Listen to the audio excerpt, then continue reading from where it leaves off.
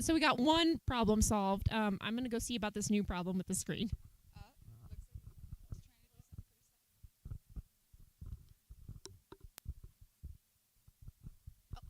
And we're back. Okay, perfect.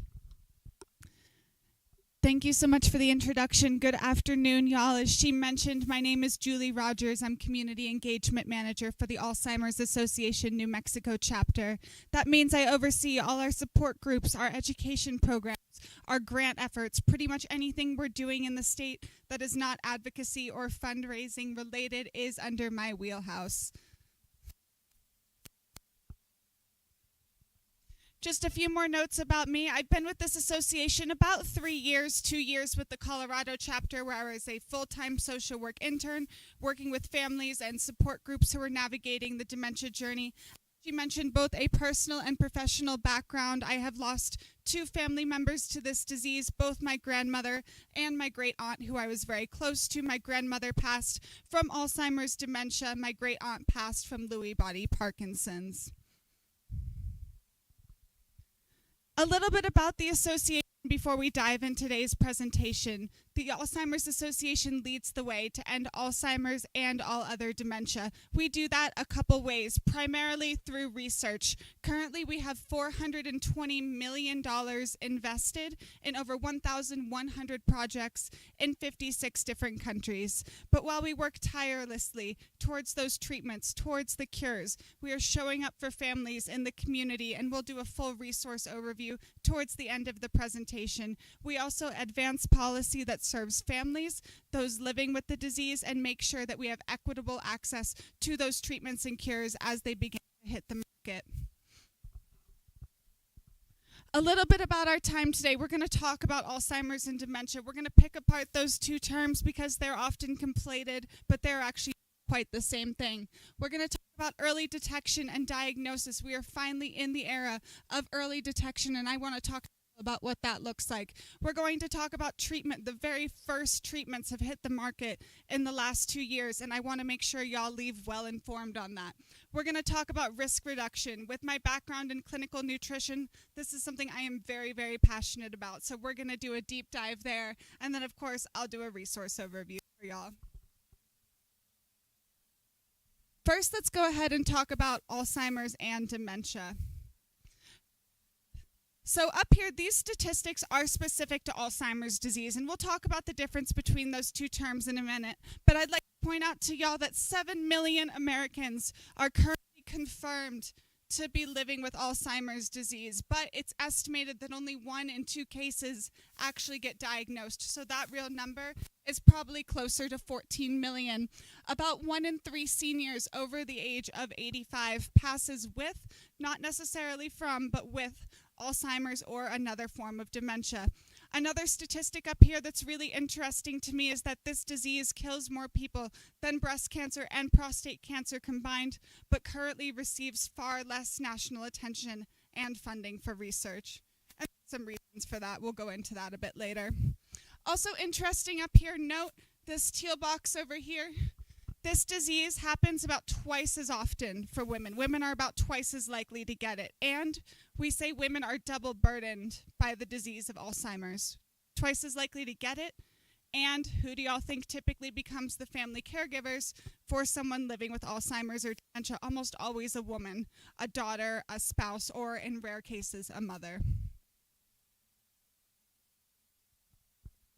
One of the things that's unique about Alzheimer's disease, and I worked in the cancer space a bit before this, so this is different even from the cancer space, is that this disease has as much impact on the family, on the caregivers, as the person living with the disease. About 70% of the cost of the disease is borne by family caregivers. Shout out some numbers, y'all, in the thousands of the average lifetime cost of what you think this disease is for one individual on the family. Do we think it's 50,000, 10,000? Shout out some numbers.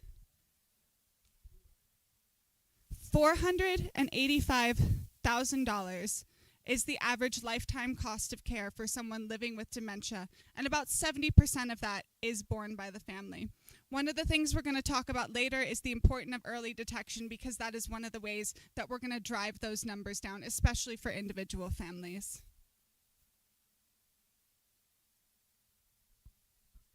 Relevant to our populations here in New Mexico, I want to do a special spotlight.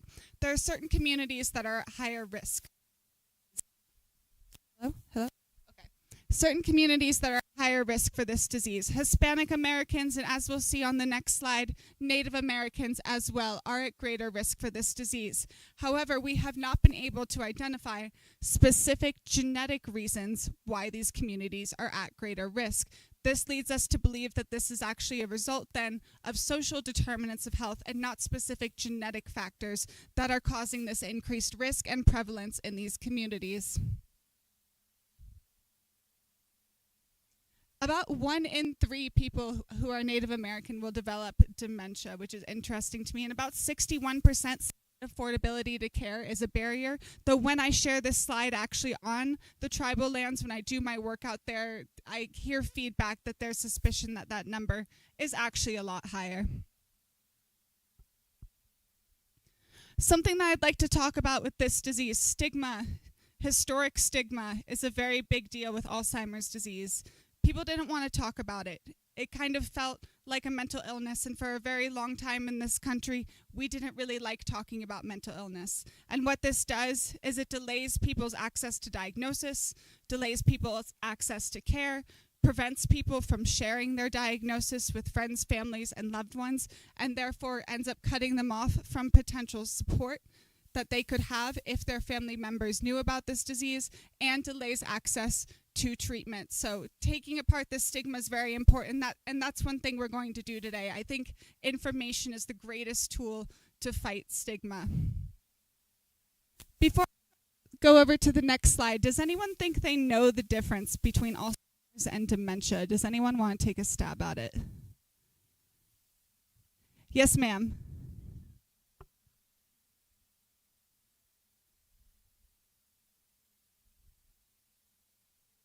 A+ gold star, that is exactly the answer. Great job. Dementia is an umbrella term under which many different diseases fall. Alzheimer's is the most common. It makes up 60 to 80% of cases. Often these two are conflated, but they in fact are not the same thing.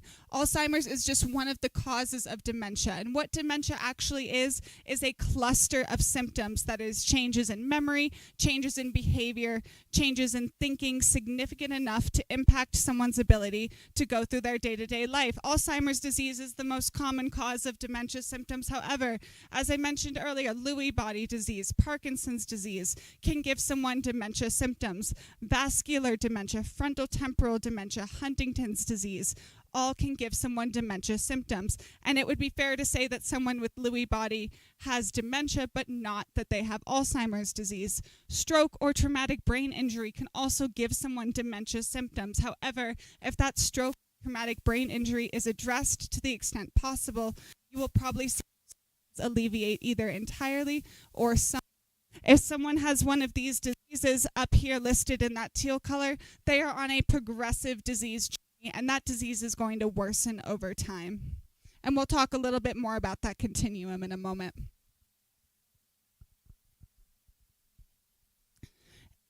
What are we looking for? What are the warning signs of Alzheimer's? What can we look for in others, in our family members, in our community, possibly even in ourselves down the road? Number one is what we think of when we think of Alzheimer's disease, when we think of dementia, right? Memory loss that interrupts day-to-day life. Keyword here is interrupts day-to-day life. Everyone here has lost their keys at some point, right? I know I have. But when we find our keys, they're probably in a place that makes sense.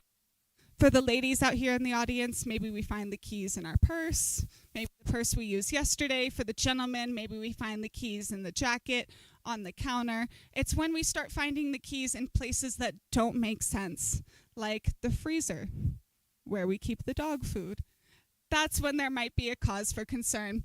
Some of the other potential warning signs of dementia, challenges in planning or problem solving. One thing that we're going to talk about in a couple slides is that Alzheimer's is a buildup in the brain of things that shouldn't be there. Depending on where that buildup is happening, you're going to get different symptoms. If the main buildup is happening on your hippocampus, which is the sides of your brain here, we're going to see a lot of number one. We're going to see a lot of memory concerns.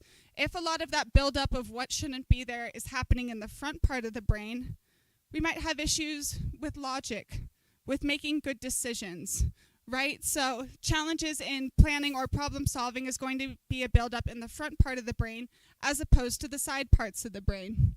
Difficulty completing familiar tasks. One thing I see a lot in my work is someone who had managed the family finances maybe for 20, 30, 40 years, now cannot balance a checkbook. They're paying bills twice or not paying them at all, right? Something this person used to be good at, now they cannot manage to do.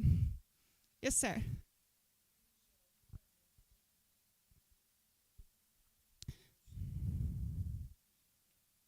Great question. The question is, are these warning signs in particular order from worst to most bad? No, not in any particular order. Not even from most to least common. Everyone's journey with dementia is going to be a little different.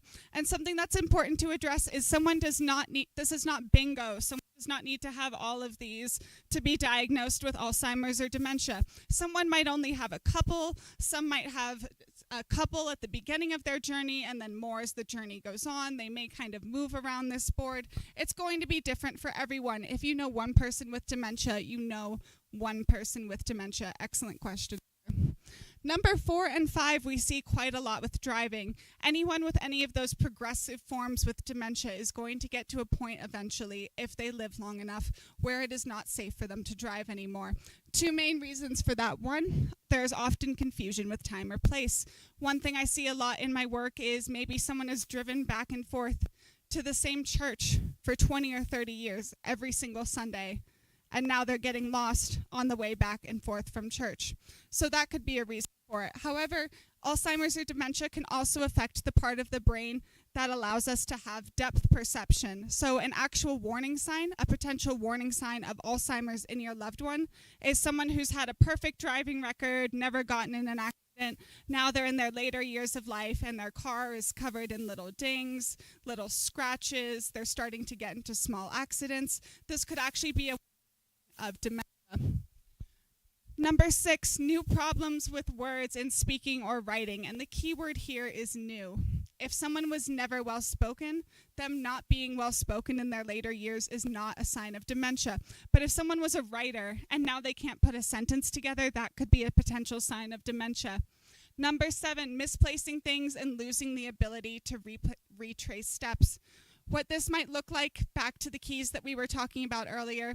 Let's say, you can't find your keys and you go and you later find them by the phone. A healthy brain would be able to remember, oh, the phone rang when I came in the door, so I put the keys down and picked up the phone.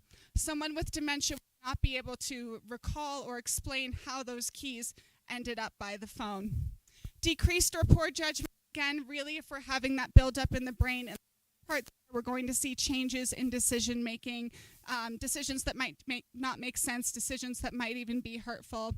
Number 9, withdrawal from work or other social activities. And this can be for 2 reasons. The disease could actually be affecting the part of the brain that allows us to socialize, or someone might have a smattering of some of these other warning signs and self-withdraw because they don't want people to notice the differences in them. And isolation is actually not recommended at all for dementia, as much as possible that we can get people with this disease who are out socializing, being with others. They are going to have a gentler disease course, but social withdrawal is a common warning sign.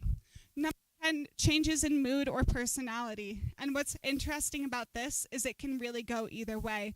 Someone who was pretty hot-tempered throughout their whole life could now become Pollyanna after they start this disease. It can also go the other way. However, someone who was Pollyanna their whole life might be saying words that you didn't even know this 87-year-old lady knew. So it really can go both ways. Now we're going to get a little sciencey. I want to talk about what's actually going on in the brain when someone has Alzheimer's disease. And one of the things that makes Alzheimer's disease, that makes dementia different from other mental health conditions is this. If you take a healthy brain and the brain of someone with depression and put them next to each other, to our naked human eye, we could not see the difference. We couldn't tell the difference. If you take a healthy brain and put it next to the brain of someone with advanced Alzheimer's disease, with our human eye, we could see the difference. This is a disease that literally kills brain cells and shrinks the brain over time. And on the next slide, we're going to talk about why that is. As I mentioned earlier, I kind of alluded to this. Alzheimer's disease is a buildup in the brain of things that shouldn't be there. All of our cells, including our brain cells, including our neurons, use proteins for their everyday function. However, some people's brains get worse at the end of their lifespan at using these proteins well, taking them back apart, and recycling them when they're done with them. What happens when the brain is not able to recycle these proteins is that they build up in the brain. They build up inside the cell, in the case of tau proteins, and they build up outside the cell in the case of beta amyloid proteins. When there's buildup outside of the cell cannot get oxygen, the cell cannot get nutrients, the cell cannot talk to other cells, so it withers away and dies. When there's buildup inside of the cell of this tau protein, the cell cannot do its day-to-day functions, the cell's little organs cannot do what it needs to do, and that leads to cell death over time. That's why you see that brain shrinkage that we saw on the last slide and on the far right over here.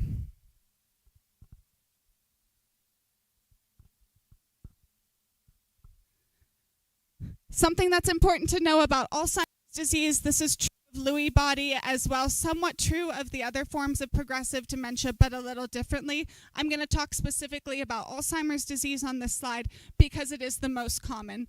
People who go through the Alzheimer's disease, who go through the whole journey, are going to move through different phases. It is believed that the buildup of those proteins that we just talked about on the last slide starts as early as 20 years before even the very first symptom is noticed. So eventually we're going to be catching and detecting this disease here.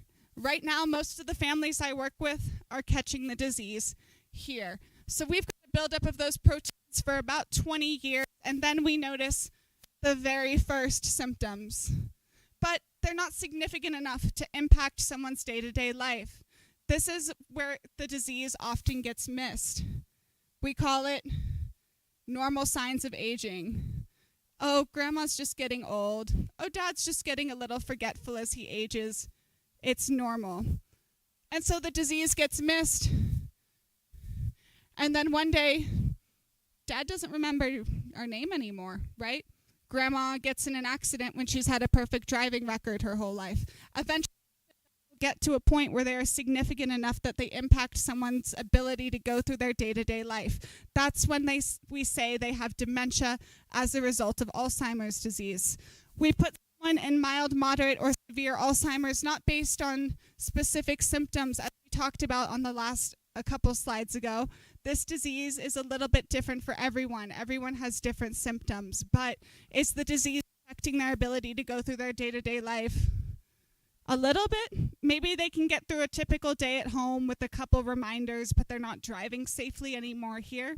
Or do they need help with pretty much every step of their day-to-day life? Do they need help making meals, getting dressed, getting to the doctors, right? So really, how much is this disease impacting their ability to get through their day-to-day?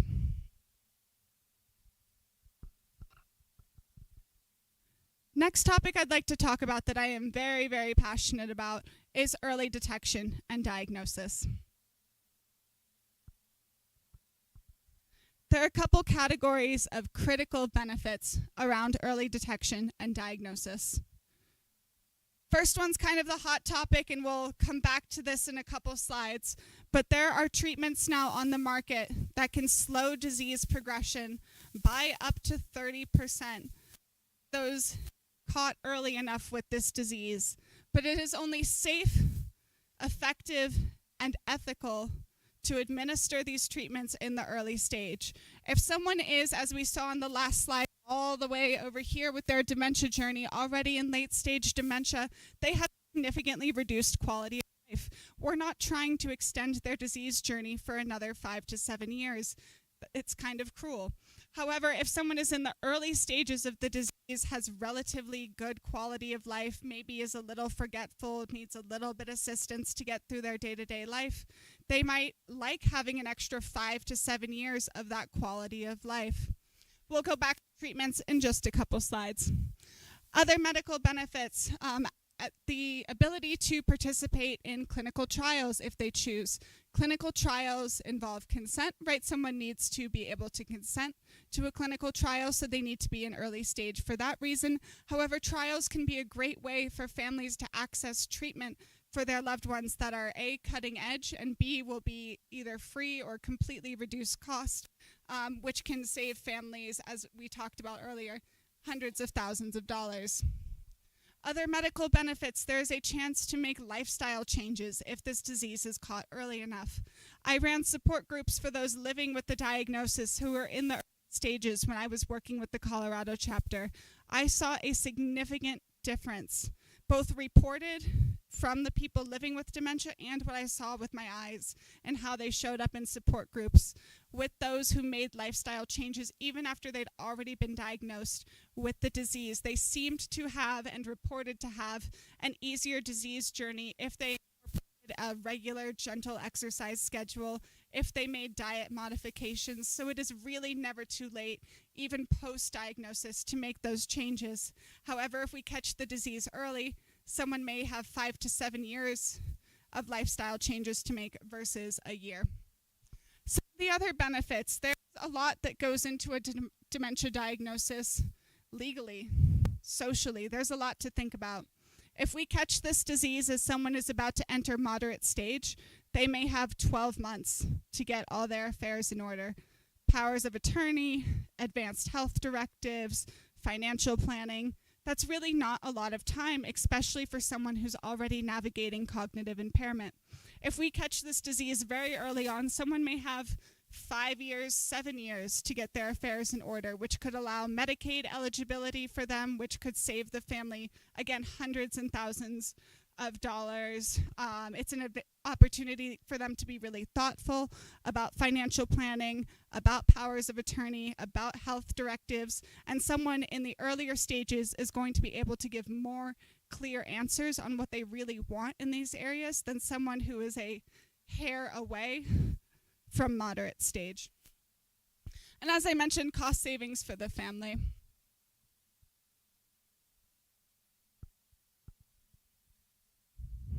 Now, after I've ranted all to y'all about how important early diagnosis is, I want to talk about how we get a diagnosis, because that information is so important, of course.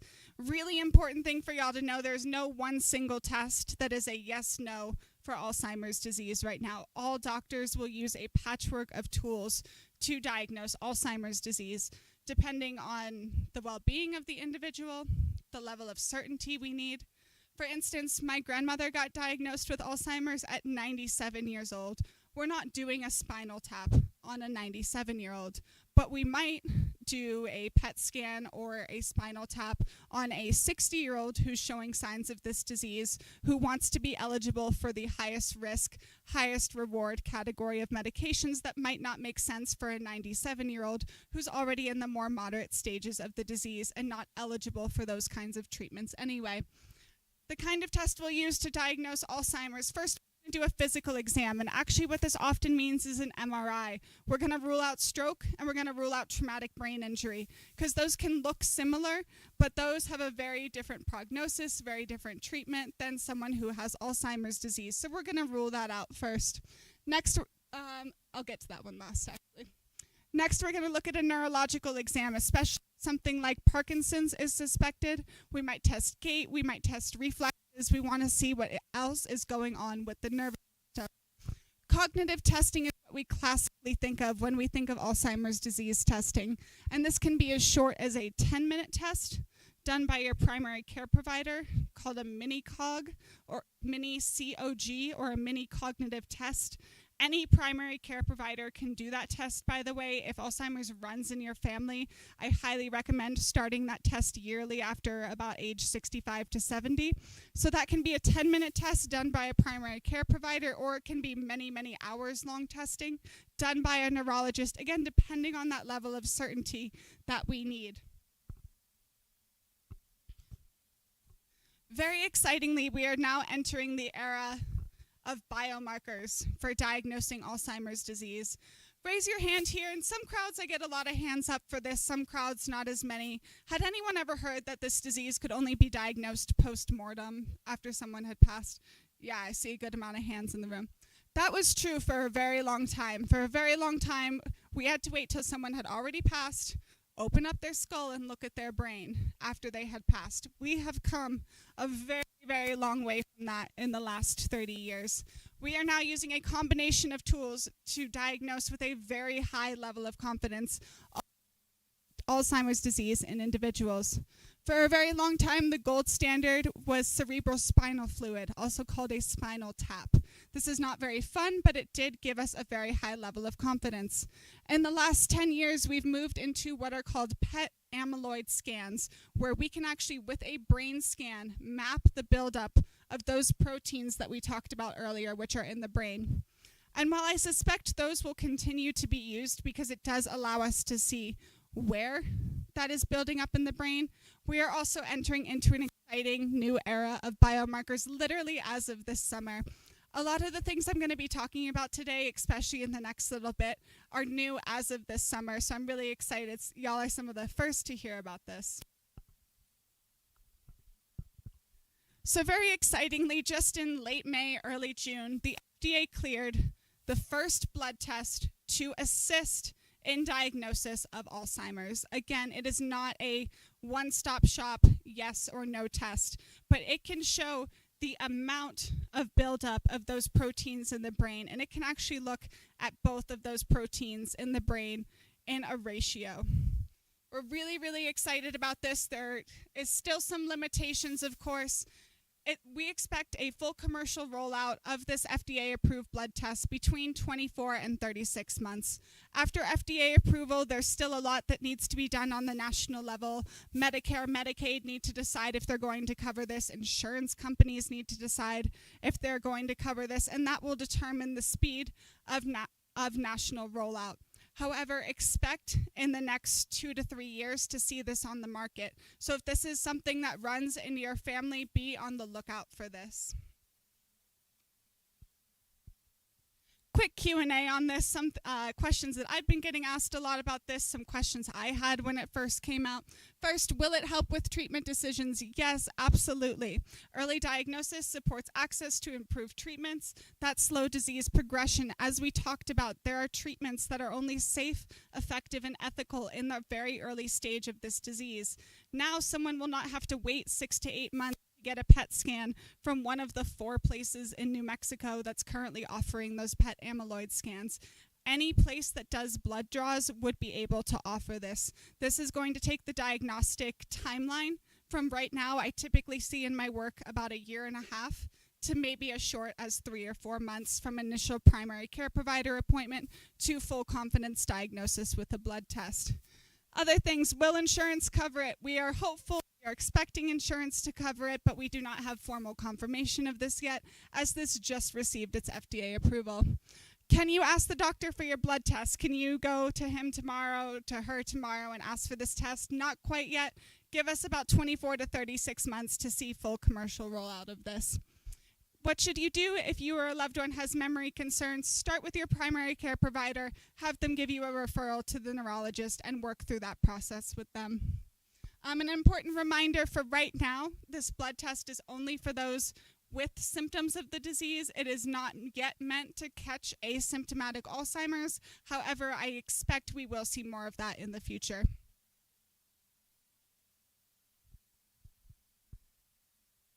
Some notes about treatments for Alzheimer's, and there's really 2 categories of treatments, of medication for Alzheimer's disease. There are disease-modifying medications, and there are symptom management medications. The disease-modifying medications are new. They literally came out in 2023 and 2024, so literally the last 2 years, and we'll see what those are in a slide or 2. These slow disease progression by up to 30%, which for a disease that for many people goes on as long as 15 years, could be 5 years of quality of life that we're giving back to someone. That's 5 birthdays, 5 Christmases, 5 more years with their grandkids. Right, that's a big deal. We're really excited about that. However, again, only safe and effective in the early stage of the disease, and these are intravenous medications, so Little bit tricky to access, definitely takes some work to get. However, they are covered by Medicaid, Medicare, so cost not as much of a factor. However, the actual process of getting the medication is similar to getting dialysis, so it takes a while to get centers set up that are able to offer these treatments. In the second category of medications are symptom management medications. These do not change the course of the disease, but they make the disease easier on those living with it and for their loved ones around them. This is a landscape of not every single medication that's out there for Alzheimer's disease, but a smattering of the big ones, the common names you might have heard of. You'll note that this disease was first described in 1906 by Alois Alzheimer, but it was not until 1996 that we got even the very first symptom management medication for this disease. I don't know what scientists were doing between 1906 and 1996, but certainly it was not working on this. And you'll also note that all the medications between 1996 and 2023 were only symptom management. The benefit of symptom management medication, as you'll note, is it is safe and effective through all stages of the disease, most of them. So even if someone is past the eligibility point for the disease-modifying medications, we can still symptom manage. We can still make the journey easier for them, even if we're not slowing it down. 2023, 2024, we saw Leqembi and Kinsella hit the market. These are those disease-modifying treatments that I told you about. Little bit trickier to access, of course, but can change disease progression. One of the things that our research teams are working on right now is how do we make these medications more accessible, right? So it's not an intravenous treatment, maybe it's a patch, maybe it's a pill. I'll be very excited to see what the next 5 years looks like as far as those types of medications go. Another topic I'm really excited to talk to y'all about today is risk reduction. When we're talking about a terminal disease, when we're talking about a disease that does not have a cure, risk reduction is so important. We have a general overview slide, and then I'll kind of get into the nitty-gritty of it. So science says there are several risk factors for cognitive decline and dementia. Some of these things we can't control. We can't control our age. We can't really control our gender. We definitely can't control our genetics. But as you'll see on the next slide, there are a lot of things that we do have control over. We know for a fact that increasing healthy habits will lower risk of cognitive decline and dementia. Overall, one thing I'll be talking about a lot is that what is good for the heart is good for the brain. The brain takes about a quarter of the blood from every beat of your heart. So when your heart is healthy, your lungs are healthy, your cardiovascular system is healthy, your brain is getting the oxygen and nutrients that it needs, and that is a protective factor. And importantly, it's never too late or too early to start making healthy choices for brain health. As I mentioned, I ran support groups for those who were already diagnosed with Alzheimer's, and those who made lifestyle changes reported having an easier journey than those who did not. This is one of my favorite charts. So, 2 categories of risk factors: non-modifiable risk factors, things that we do not have control over, our age, our genetics. Modifiable risk factors, things that we do have control over. And note how much more there is in this category than there is over here. And a common question I get is, well, what role do genetics play? If it's in my genes, am I guaranteed to get it? For most people, the answer is no. Only 2 to 5% of the population have what are called deterministic Alzheimer's genes. Meaning for that 2 to 5% of the population, if they live long enough, they are guaranteed to get Alzheimer's disease. However, even for those individuals, a healthy lifestyle can help push back the disease start date so they get more years of quality of life. For everyone else, genes either have a slightly protective factor or have a mild to moderate risk. It's estimated that 40 to 45% of Alzheimer's cases are actually completely preventable through a healthy lifestyle. Now let's talk about what a healthy lifestyle looks like. Avoiding traumatic brain injury, and that's for 2 reasons. Traumatic brain injury can lead to dementia symptoms immediately after the brain injury, but it also increases someone's risk of Alzheimer's disease down the road. Of course, we want to minimize and completely reduce substance abuse. Substance abuse damages the brain, damages the vascular system, not good for us. You'll note cardiovascular health, physical activity, sleep, diet. These are all things that take care of the heart, take care of the vascular system, and therefore take care of the brain. Cognitive and social engagement and education, which really means being a lifelong learner, is using our brain, right? Which helps keep it healthy. When we use our brain, it's healthy. The brain is not a muscle, but it's like a muscle, and that we use it or we lose it. So we really want to make sure that we're using our brain, we're staying engaged, we're being lifelong learners about things that are interesting to us. And that can be as simple as my mom's been really into bird watching lately, so I've been sending her a lot of books about birds, right? It can be really as simple as that. Y'all don't all have to get PhDs to prevent dementia.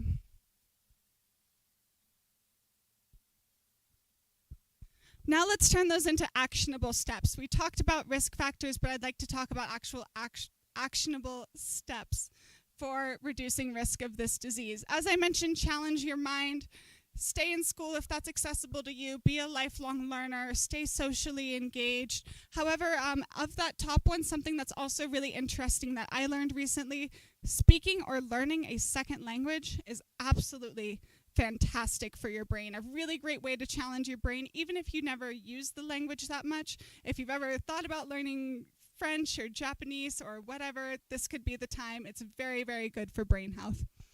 These couple down here, managing diabetes, maintaining a healthy weight, controlling our blood pressure, really what that is managing comorbid conditions that damage our vascular system over time, things that take care of our health.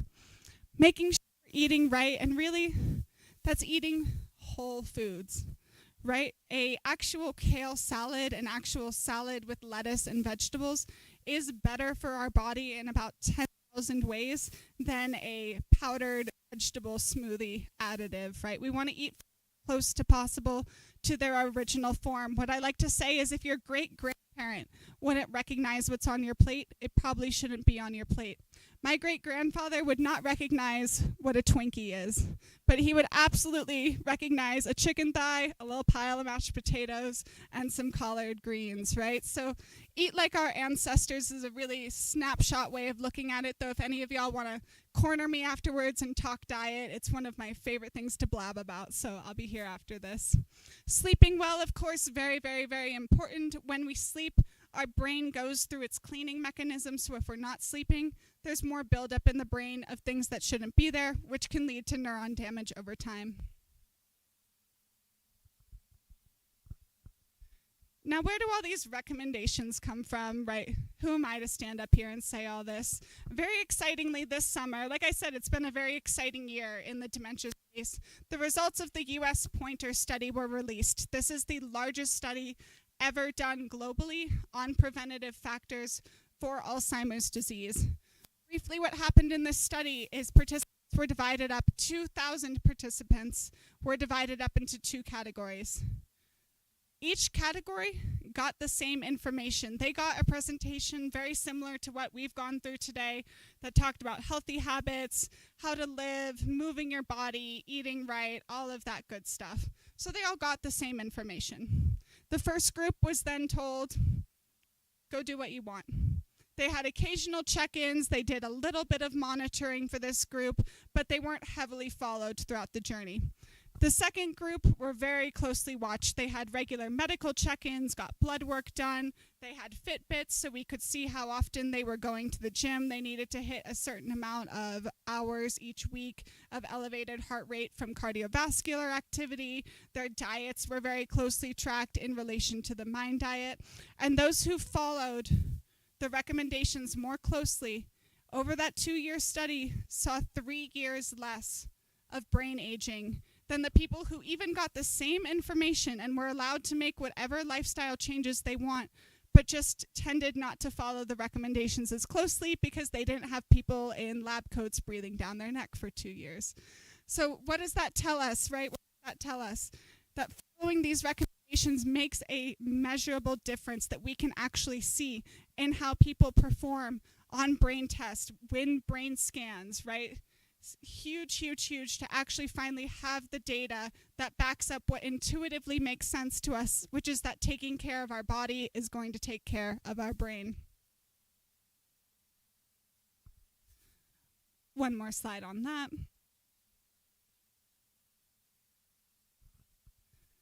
Now I'm going to take just a moment and talk about our Alzheimer's Association resources, the way we show up for the community, the way we show up for those navigating the dementia journey, for their families, and to an extent for professionals as well. If y'all leave today's presentation with absolutely nothing else, if you take all of this and sit out the window the second you get out of here, keep this in the yellow square right above my head here. That is our clinically staffed 24/7 helpline. That is like having a social worker on speed dial 24/7. Every single person on the other end of that line has at least a master's degree and about 50 letters after their name. And they're available for free 24/7 to answer any of y'all's questions, even if you aren't a caregiver yet, even if no one in your family directly has it yet, but maybe you want to ask some questions about the disease. You can call that line and ask. If you're a caregiver and you want local resources, you want to do a full care consultation and do care planning for your loved one, if you want to ask questions about how to respond to specific behaviors that are coming up, if you want to work and practice having a conversation where you ask your loved one to go to the doctor and get a diagnosis, they are available for free for that 24/7 all of the time.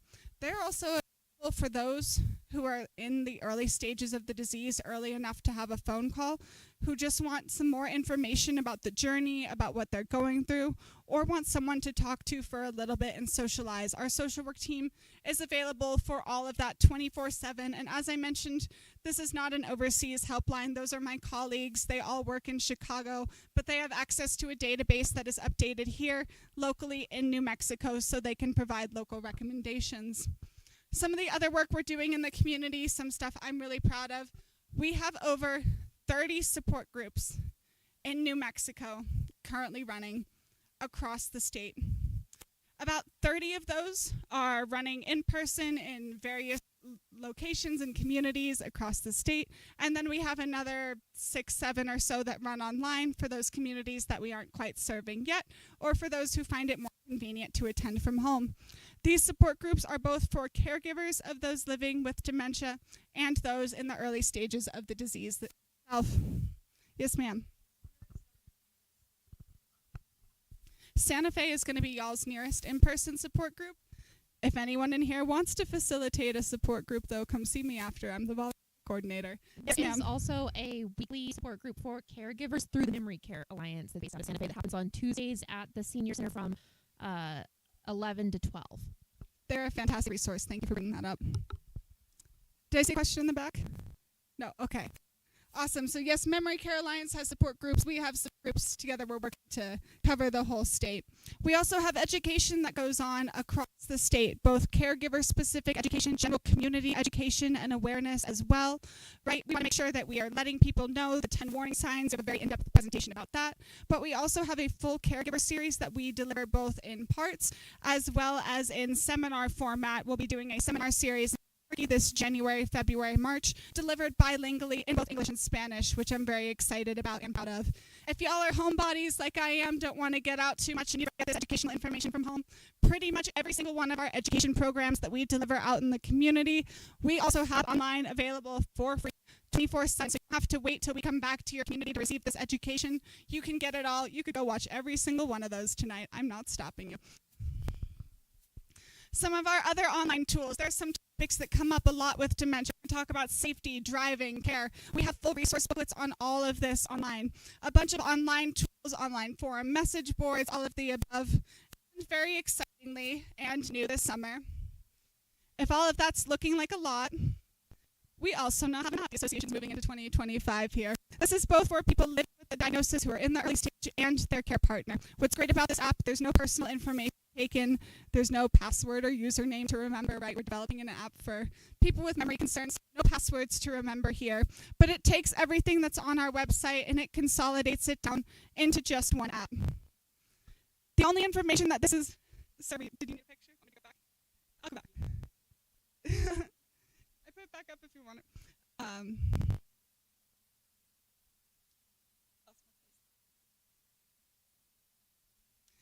So what's great about this app is it consolidates everything that's on our website into one app. Our website has so much information on it, which is great, but it can feel a little overwhelming to navigate. This consolidates absolutely everything that's there into one app with slightly different tracks for living with the disease or for their care partner. You'll log in. It'll give you tailored education segments that you watch one by one, connection to our online source database, information about local support groups, education programs, consolidates all of this into one app for those who are tech savvy and would rather navigate an app than our website. Also, if any of y'all happen to be clinicians in here, happen to be professionals in the space, I include this slide because I often have at least a couple in the audience. We do have a new website. This will eventually be an app, but for right now, it's a website called Alz Pro, which is our digital compendium of resources for professionals. Or honestly, it's free and available to y'all. So if any of y'all want to go home and get real nerdy with the science of it, this is available to y'all also. But treatment information is here, care guidance for physicians, protocols, all the above, all on this website and soon to be on the as well. In summary, as I mentioned, the association is the global leader for Alzheimer's and all other dementia research, but also care and support and advocacy initiatives as well. There are new tools for detection and diagnosis that we talked about today, and shortcoming just around there.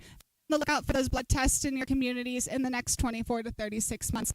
There's new approved treatments, disease-modifying treatments for the first time in the last few years that actually change the course of this disease.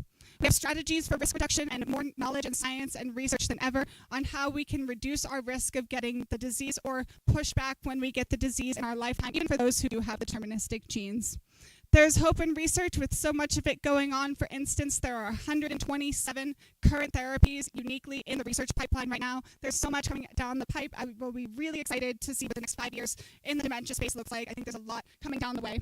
Our association's goal is to stop Alzheimer's by 2034. We're very, very excited about that, and I will be very happy to be standing here in 2034 and talking about access to treatments that actually completely change the course of this disease. Now, if there's time, I'd like to open it up to a few questions. And I can run the mic to anyone who has a question for Julie. Thank you very much for your presentation. I have a question about the presence of Lewy body plaques, because I noticed that in signs and symptoms of Alzheimer's, it didn't really include loss of balance or muscle support. Can you say that Lewy body plaques point towards Parkinsonianism? Absolutely. Lewy body disease and Parkinson's disease are closely linked. That is actually what my grandmother had. She had both Lewy body and Parkinson's. The reason that you did not see as much of those mentions of the physical aspects, the physical signs and symptoms, is that 10 warning signs list was specific to Alzheimer's disease. Lewy body is a slightly different disease with some overlap but some differences. As you mentioned, Lewy body has a great deal more physical symptoms, especially early on, than Alzheimer's does. Great question. Anything else? And if there are no other questions that come up today, I'm also going to have a stack of my cards up here, and you're welcome to follow up with me one-on-one if there's a question that's just too personal to shout out and this, or if something comes to y'all later. Thank you all so much. Okay, is this on? Is this on? Yeah, okay. So for those of you who don't know me, I'm Liz. I'm with the Los Alamos Community Foundation, and I just want to thank you all for coming and for participating. You know, when I think about Los Alamos, and when I think about our community here in Los Alamos, I see a community that you all created. So our job at the Community Foundation is to help local nonprofits, and I see people in here who started Peak